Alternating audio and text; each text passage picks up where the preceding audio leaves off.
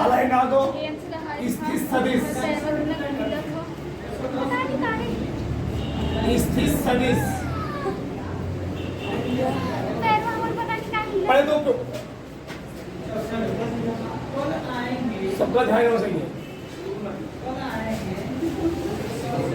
बैठ जाओ बैठ जाओ तुम ना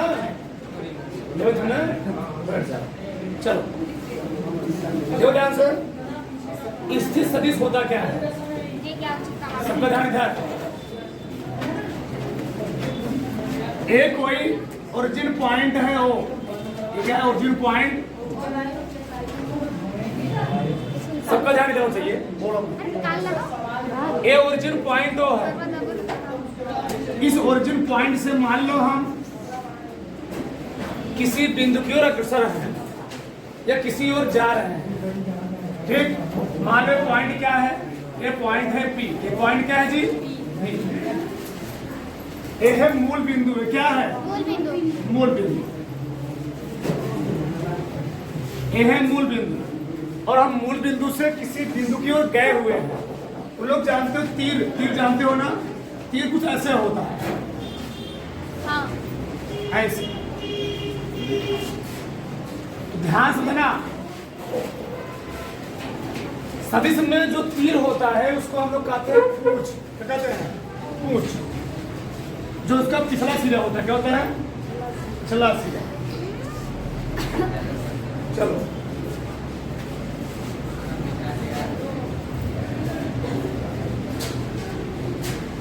पिछला सिरा क्या होता है जी पूंछ। इसको हम लोग कहते हैं पूंछ। क्या कहते हैं टेल। क्या बोलते हैं और जो उसका जहां तीर मारा था ना जब कमान से तीर छूटती है तो तीर का नुकीला भाग जो होता है उसको हम लोग कहते हैं सिर। क्या कहते हैं सिर। ये है सिर। इसको हम लोग कहते हैं हेड। क्या कहते हैं जी समझो। तो मूल बिंदु से ये स्थित है किसी कोई पॉइंट है मूल बिंदु से किसी स्थित तक खींचा गया सदिश को हम लोग कहते क्या है देखो हमारे साथ मूल बिंदु से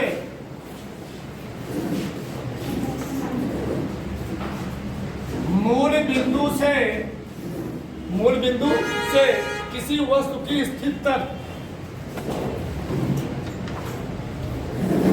किसी वस्तु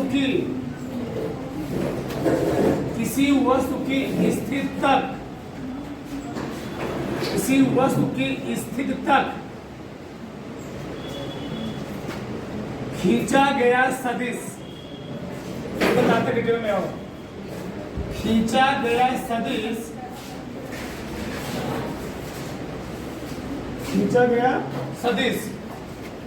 स्थित सदिश कहलाता है।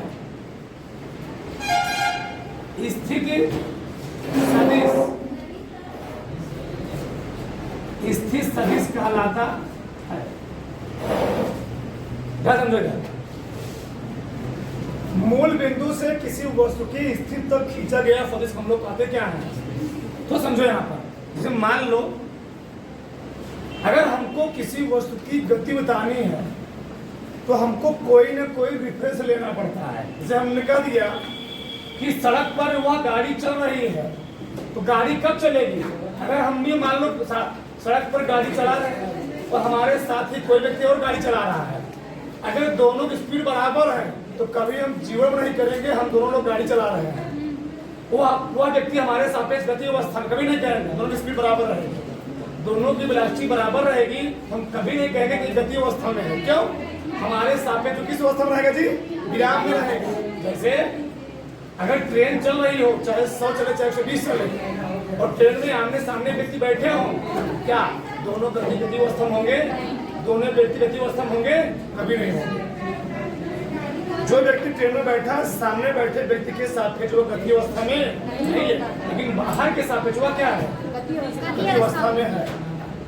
तो किसी चीज की पोजीशन बताने के लिए उसकी स्थिति बताने के लिए जो हम रेफरेंस को क्या मान लेते हैं मूल बिंदु। समझे किसी बिंदु की स्थिति बताने के लिए उसकी पोजीशन बताने के लिए जब हम रेफरेंस क्या मान लें, मूल बिंदु। जब रेफरेंस मूल बिंदु मान लेते हैं तो वहां तक उस मूल बिंदु से और उस बिंदु तक खींचे गए सदिश हम लोग कहते क्या हैं? स्थिति सदिश। आप समझ ऐसा समझो, मान लो हम यहाँ खड़े हैं तो हम उस दीवार से कितनी दूरी पर खड़े हैं, इस दीवार को हमने क्या मान लिया? मूल बिंदु। अब उस दीवार से हम 2 मीटर 3 मीटर दूरी पर खड़े होंगे तो वहां से यहाँ तक जो बीच की दूरी परिमाण हुआ, मैग्नीट्यूड हुआ, इसे हम लोग क्या करेंगे? स्थिति सदिश। तो 60 कब पूरे पढ़ते थे? किसी वस्तु की स्थिति बताने के लिए मूल बिंदु से खींचे गए सदिश हम लोग कहते क्या है? स्थिति सदिश। किसी बिंदु की स्थिति बताने के लिए जब किसी बिंदु को क्या मान ली जाए? मूल बिंदु मान ली जाए और उससे उस बिंदु तक खींचे गए सदिश हम लोग क्या बोलते हैं? स्थिति सदिश कहते हैं। लिखो ऐसा अथवा करके लिख लो। अथवा किसी बिंदु की स्थिति बताने के लिए किसी बिंदु की स्थिति यानी पोजीशन, वह किधर बैठा है, किसी बिंदु की स्थिति बताने के लिए, दर्शाने के लिए, बताने के लिए जब मूल बिंदु को रिफरेंस यानी आधार मान लिया जाता है। आधार है रिफरेंस, मूल बिंदु को आधार मान लिया जाता है, तो मूल बिंदु और उस स्थिति तक, तो मूल बिंदु और उस स्थिति तक और उस स्थिति तक खींचा गया सदिश,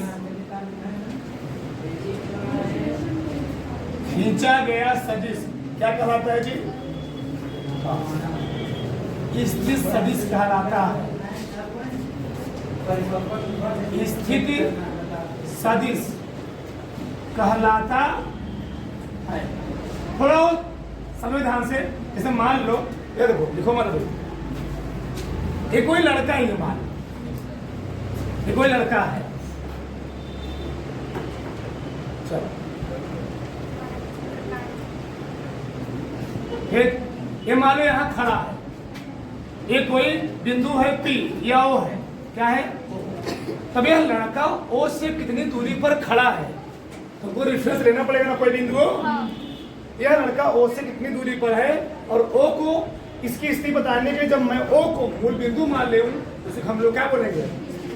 स्थिति सदिश। यानी यह लड़का इस बिंदु से, मैंने कह दिया कि 2 मीटर या 4 मीटर दूरी पर क्या है? खड़ा है। तो 4 मीटर क्या है इस व्यक्ति का? स्थिति है, उसका परिमाण है, मैग्नीट्यूड है। यानी अब किसी व्यक्ति या किसी वस्तु की जो मूल बिंदु से उसकी स्थिति जो सदिश खींचते हो, वह उसका क्या होता है? वह उसका परिमाण होता है, मैग्नीट्यूड होता है। ये तो हुआ स्थिति सदिश। स्थिति सदिश सबको समझ में आया? किसी भी वस्तु की, किसी भी पिंड की स्थिति दर्शाने के लिए जब मूल बिंदु हम लोग रेफरेंस मान लेते हैं, आधार मान लेते हैं, तो मूल बिंदु और उस व्यक्ति तक, उस वस्तु तक जो सदिश खींचते हैं उसको हम लोग क्या कहते हैं? बस अब आगे समझो। दूसरा इन डाल दो, विस्थापन सदिश। इसको समझ लो, फिर आगे हम चलेंगे बात करें। विस्थापन सदिश, डिस्प्लेसमेंट वेक्टर,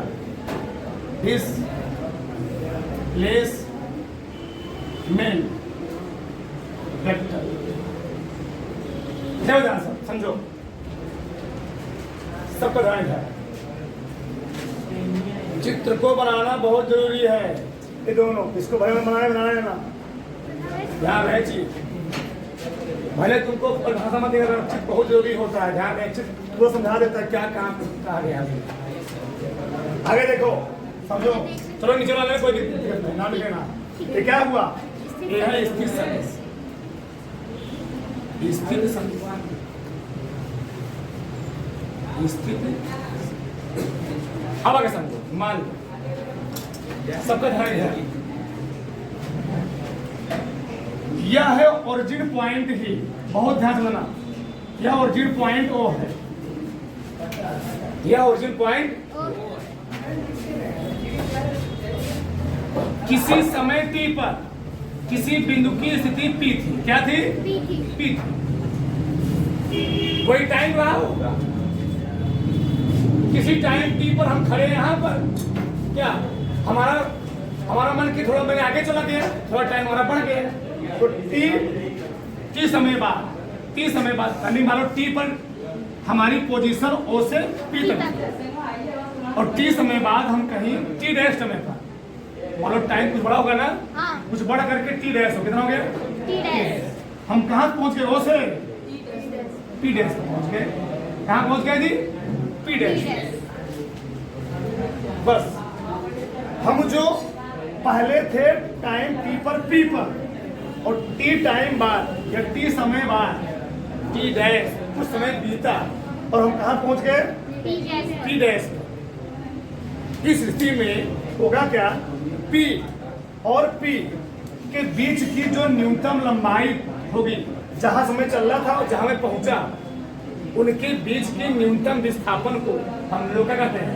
विस्थापन। लंबाई को विस्थापन को, उनके बीच की न्यूनतम लंबाई को या विस्थापन हम लोग क्या करेंगे? विस्थापन सदिश। तो इनके बीच न्यूनतम विस्थापन कौन होगा? यही होगा। यही।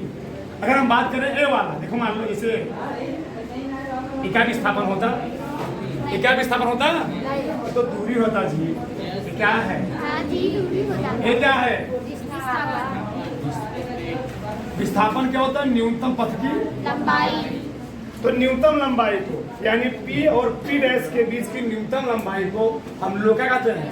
विस्थापन। यानी ऐसा समझो, जहां से मैं चला था उस पॉइंट को हमने नाम दे दिया इनिशियल पॉइंट, प्रारंभिक बिंदु, और जहां से मैं पहुंचा उसको मैंने पॉइंट का नाम दे दिया अंतिम बिंदु, फाइनल बिंदु यानी फाइनल पॉइंट।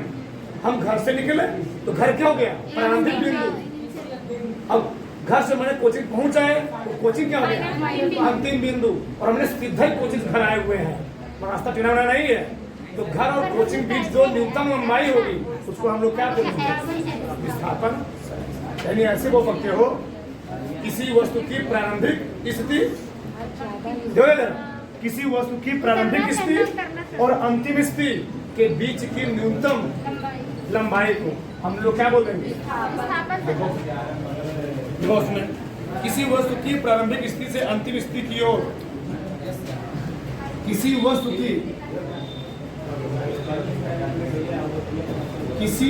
की प्रारंभिक स्थिति से, किसी वस्तु की प्रारंभिक स्थिति से अंतिम वस्तु की ओर, अंतिम स्थिति की ओर, अंतिम स्थिति की ओर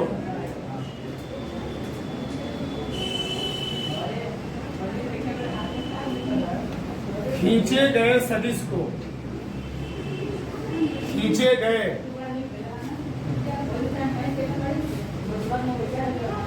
गए सदिश को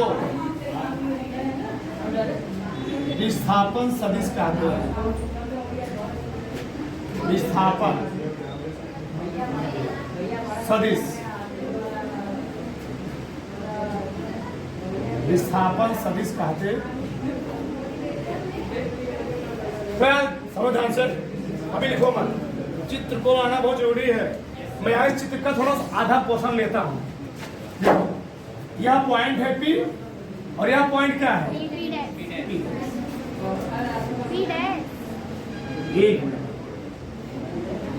ठीक, P डैश। बताओ हमने P पॉइंट को क्या नाम दिया? प्रारंभिक स्थिति।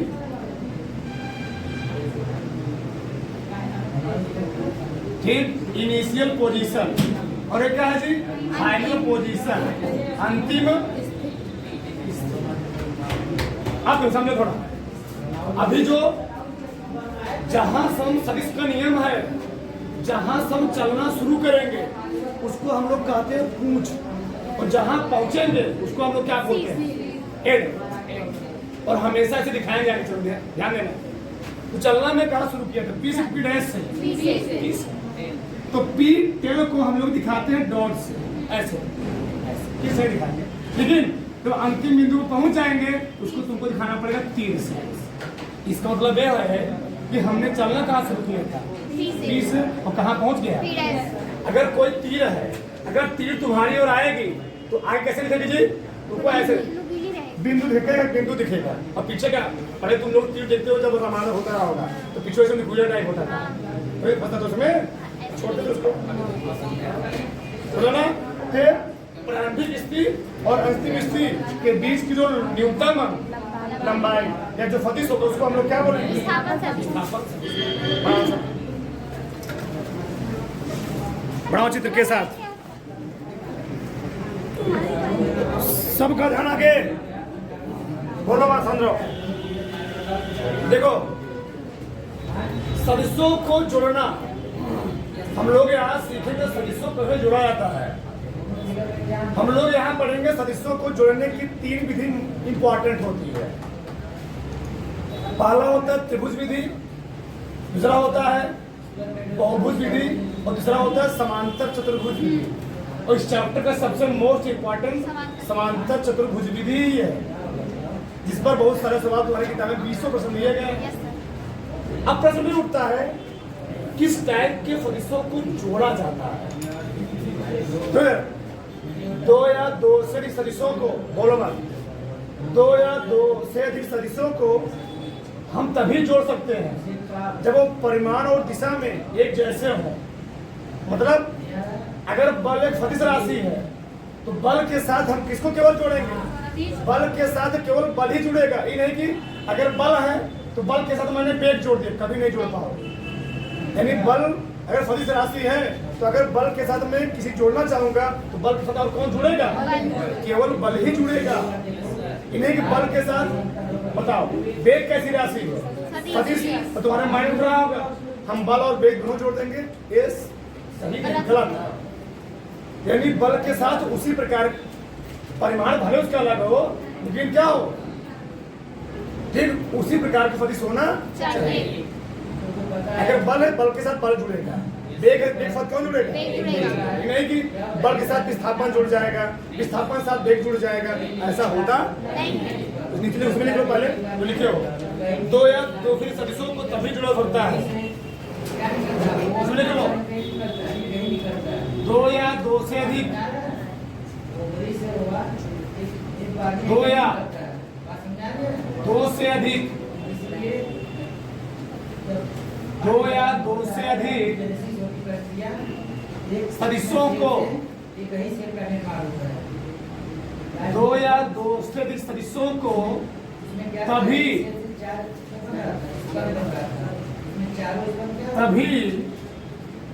जोड़ा, 2 या 2 से अधिक सदिशों को तभी जोड़ा जा सकता है जब वे समान प्रकृति के होते हैं। जब वे समान प्रकृति नेचर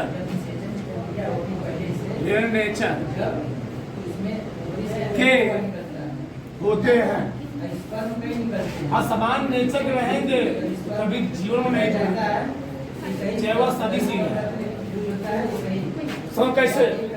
सबका ध्यान इधर। जैसे हमने अभी समझाया, मान लो वेक्टर ए बराबर हमें दिया गया 10 न्यूटन। क्या दिया गया जी? 10 न्यूटन। और वेक्टर बी बराबर हमको दिया गया है 5 न्यूटन। और वेक्टर सी बराबर हमें दिया गया है मान लो 15 मीटर प्रति सेकंड। ये वेग है। तो अगर हम सोचे वेक्टर ए प्लस बी तो आराम जुड़ जाएगा। 10 प्लस 5 10 5 15 न्यूटन, क्योंकि ए भी बल है, ए भी बल है।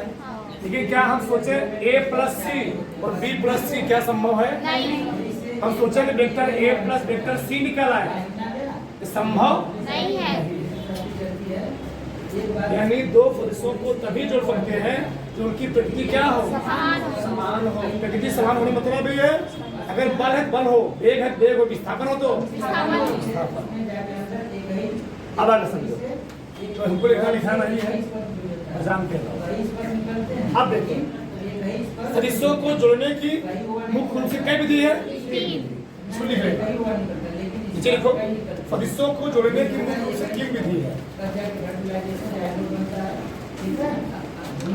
सदिशों को जोड़ने की सदिशों को जोड़ने की मुख्य रूप से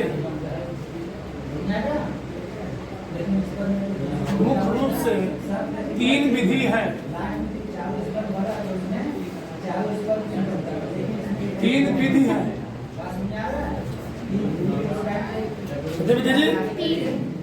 चलो हम लोग पहला विधि पढ़ते हैं, सब पे ध्यान हो जाइए, प्लस समझो फिर आराम से कर लोगे। जय विधि रहेगा, अगर त्रिभुज विधि है उसमें त्रिभुज में कई भुजाएं होती हैं? 3 भुजाएं। चतुर्भुज विधि है तो कई भुजाएं होंगी? 4। सही है ना? बहुभुज विधि है, मुख्य रूप से होती 3 ही, हम लोग पढ़ते 3-4 तो है। त्रिभुज विधि, बहुभुज विधि, ठीक। चतुर्भुज विधि, तो चतुर्भुज में कई भुजा होगी? 4 भुजा होगी। अरे समझो थोड़ा, मान लो ए हमको दिया सदिश ए, क्या दिया? सदिश ए, ये वेक्टर ए, बहुत ध्यान समझना। हमको 3 सदिशों को जोड़ना है। क्या सदिश जी? 3 सदिश। त्रिभुज विधि है ना, 3 सदिश जोड़ना है। यह सदिश ए है, सदिश को हम लोग हमेशा पिछड़ा क्या होता है? पूछ। पिछड़े हम लोग क्या बोलेंगे? पूछ। और आगे वाला क्या बोलेंगे? सिर। इसको टेल, इसको टेल ए है। तो जब अगला सदिश भी हम लिखेंगे तो अगले सदिश में क्या होगा? ए टेल, ए वाला क्या हुआ? ए सदिश क्या है? बी। तो मैं अगले स्टेप लिख लेता हूँ, बोलो मत, बोलना नहीं है। दो आंसर मैंने पहले स्टेप में केवल बनाया ए, क्या बनाया थी? केवल ए बनाया। अब दूसरे स्टेप में ए तो बनाए ही हैं, बी बनाते हैं। क्या बनाते हैं? चलो ये हो गया सदिश बी, ए इसका टेल, ए इसका।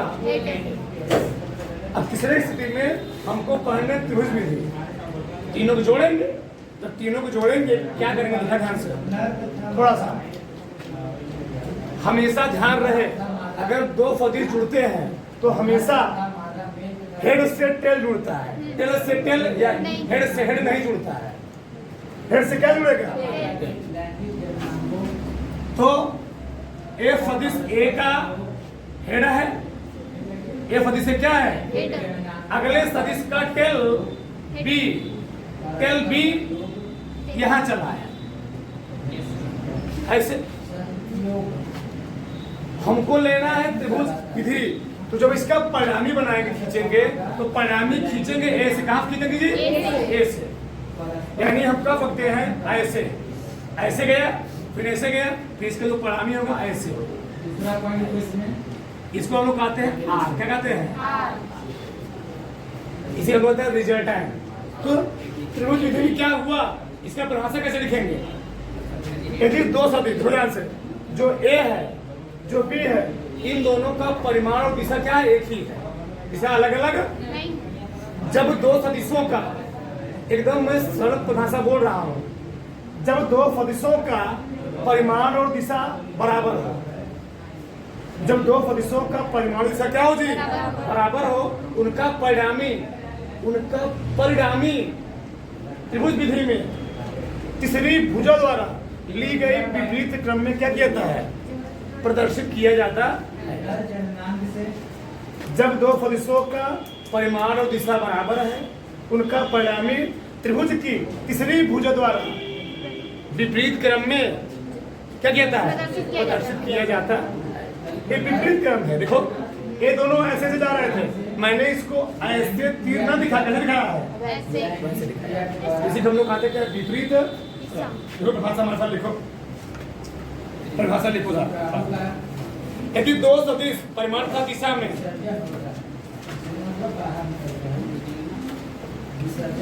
यदि दो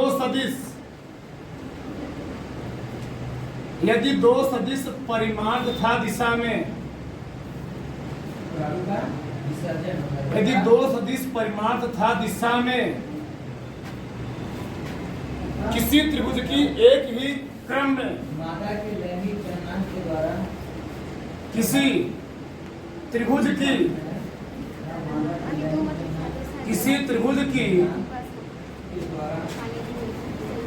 एक ही क्रम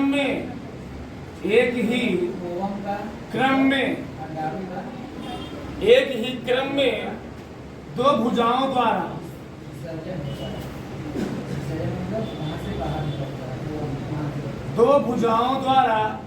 प्रदर्शित किया जाए तो दो भुजाओं द्वारा प्रदर्शित किया जाए तो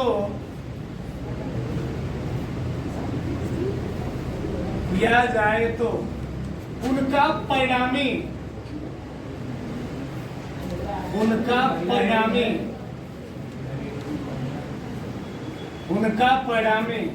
विपरीत क्रम में ली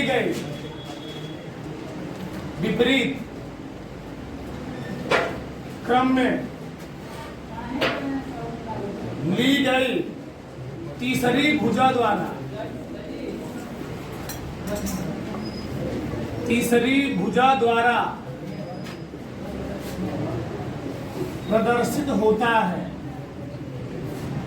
प्रदर्शित होता है। उनका परिणामी विपरीत क्रम में ली गई तीसरी भुजा क्या जी, प्रदर्शित होता है। बताओ इसको बोल लोगे नहीं बोल लोगे क्या, त्रिभुज विधि क्या होता है? देखो ध्यान से, ये दोनों भुजाएं जो ली गई क्रम से ली गई, उल्टा सीधे ली गई है, क्रम से ली गई है। यदि दो सदिश, एक सदिश से तीर लगा हुआ है, जब तीर लेके जाए सदिश है। यदि दो सदिश परिमाण था दिशा में किसी त्रिभुज की एक ही क्रम में ली गई, दो भुजाओं द्वारा क्या की जाए, एक ही क्रम में, यानी इसकी दिशा भी ऐसे थी, इसकी बस तीन मुड़ गया जी, दो दिशा एक ही है, इन्हें की ऐसे थी ऐसे हो चुकी है। एक ही क्रम में ली गई दो भुजाओं द्वारा क्या की जाए, प्रदर्शित की जाए, तो उस त्रिभुज का जो रिजल्टेंट आएगा, यानी उस त्रिभुज का जो परिणामी आएगा, यानी परिणामी क्या बता देगा, इन दोनों का योग परिणामी क्या बताएगा, यानी परिणामी जो आएगा, मान लो, बहुत ध्यान देना, मैंने मान लिया, माना दो सदिश वेक्टर है तथा वेक्टर भी है तथा यदि उनका परिणामी था, यदि उनका परिणामी वेक्टर आर हो तो त्रिभुज विधि से क्या, त्रिभुज विधि क्या कहता है बता, त्रिभुज विधि ने क्या कहा, जो वेक्टर आरवा का मानवा होगा, नहीं जो रिजल्टेंटवा होगा, वह रिजल्टेंटवा vector a plus vector b के योग के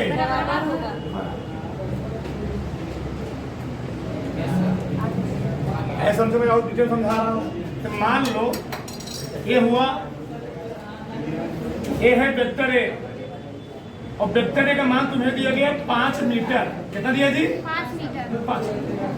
कोई वस्तु है वह 5 मीटर विस्थापित हुई, विस्थापित नाम नहीं लग नहीं, विस्थापन। और यहाँ कितना विस्थापित हुई जी? यहाँ हुई 6 मीटर। कितना मीटर हुई? 6 मीटर। ए है बी, क्या है बी वेक्टर बी वेक्टर। अब बताओ तो त्रिभुज विधि से इसका परिणामी कितना निकलेगा? त्रिभुज विधि से इसका परिणामी कितना निकलेगा जी? 11 यानी जब मैं निकालूंगा r बराबर वेक्टर a प्लस वेक्टर, आप पकड़े नहीं पकड़े? पढ़ लिए 5 प्लस 6 यानी कई मीटर? 11 मीटर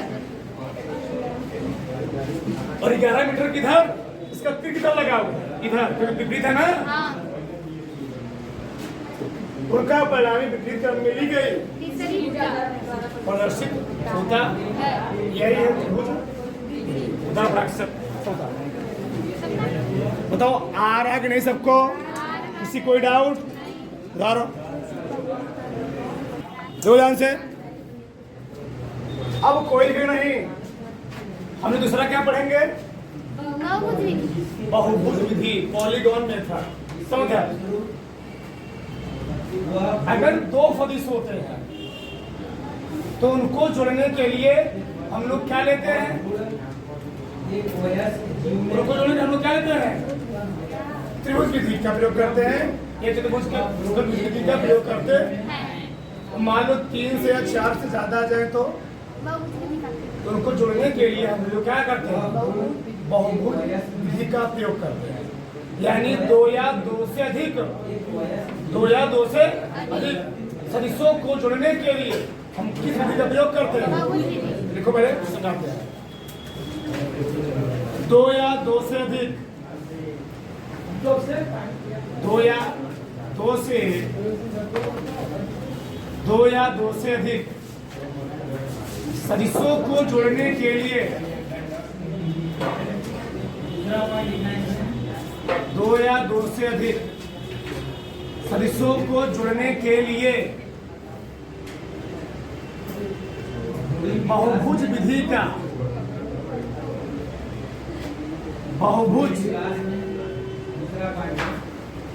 का क्या किया जाता है? प्रयोग किया जाता है।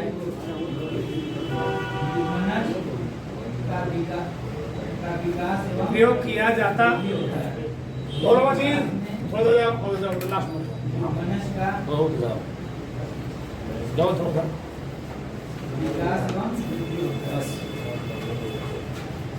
ध्यान से समझो। बहुभुज विधि होता क्या है? सबको ध्यान होना चाहिए। अब बहुभुज विधि है, घरों कितना बुझा ले लो, क्या दिक्कत है? चलो मान लो मैंने लिया 5, अच्छा बुझा ले, 5 नहीं बन सकती ना, 6 बन जाएगी। एक ले लिया, एक वेक्टर ए है,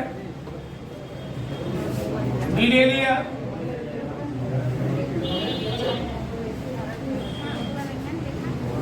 अरे ये अजीब है तरह से।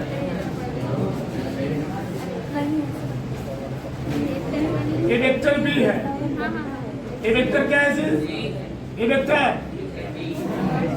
चलो ऐसे करा ये वेक्टर डी है, ये वेक्टर क्या है?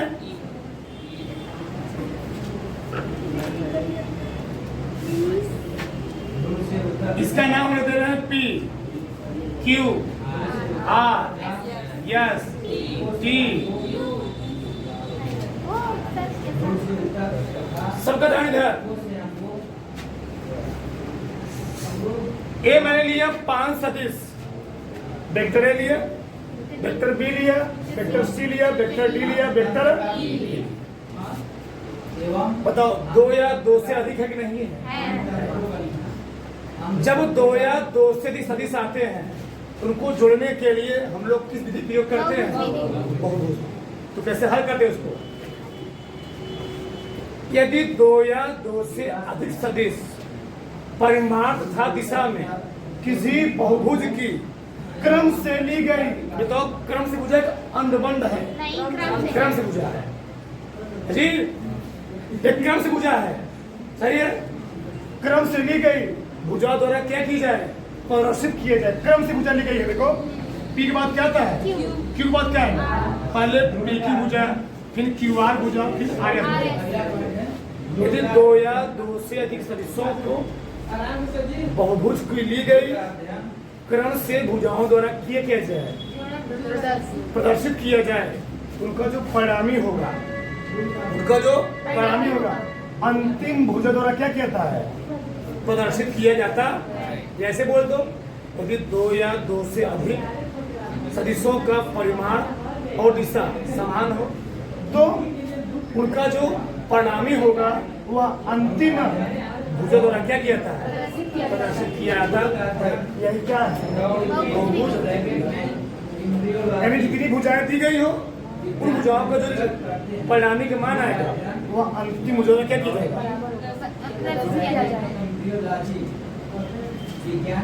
आ गया।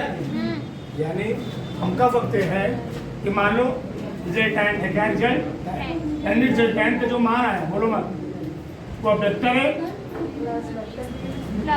Plus vector b plus vector c plus vector d plus e के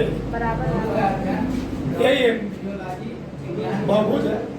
देखो इसमें, देखो हमारे साथ सब लिखा है।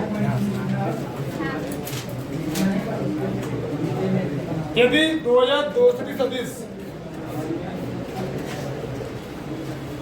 यदि 2 या 2 से अधिक सदिश,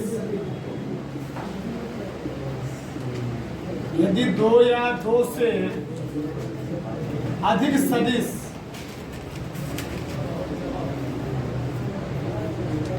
परिमाण तथा दिशा में,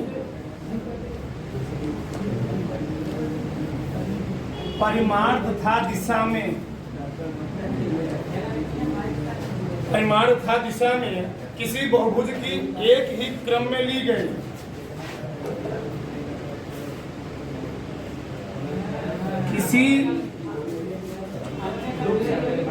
किसी बहुभुज की एक ही क्रम में ली गई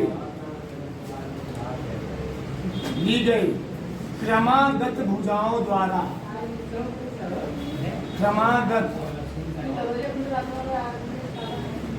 क्रमागत भुजाओं द्वारा प्रदर्शित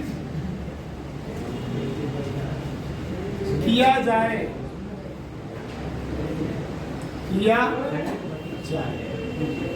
तो उनका परिणामी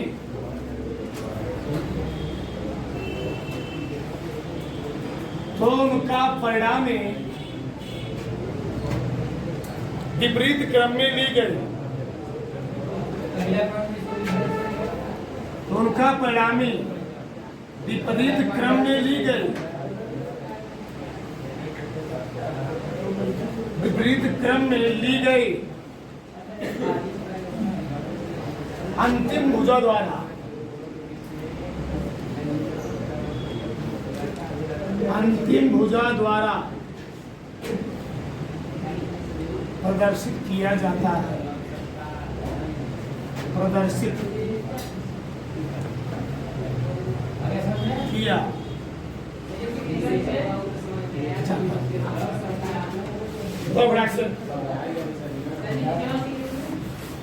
यदि 2 या 2 से अधिक सदिश परिमाण था दिशा में, सही जी, यदि 2 या 2 से अधिक सदिश परिमाण था दिशा में किसी बहुभुज की एक ही क्रम में ली गई, एक ही क्रम है, क्रमागत भुजा में क्या की जाए, प्रदर्शित की जाए, उनका जो रिजल्टेंट होगा विपरीत क्रम में ली गई।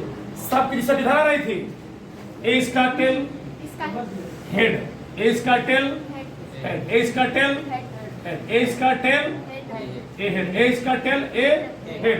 जो परिणामी होगा टेल और हेड या नहीं होगा, बल्कि होगा इस परिणामी का टेल और ये क्या होगा, आप समझ गया। विपरीत क्रम में ली गई अंतिम भुजा क्या की जाएगा, प्रदर्शित किया जाए। ये एक मिनट रुके रहो, मैं बोल दे रहा हूँ विस्तार से। माना लिखो, मैं रुके रहो। माना यदि 5 सदिश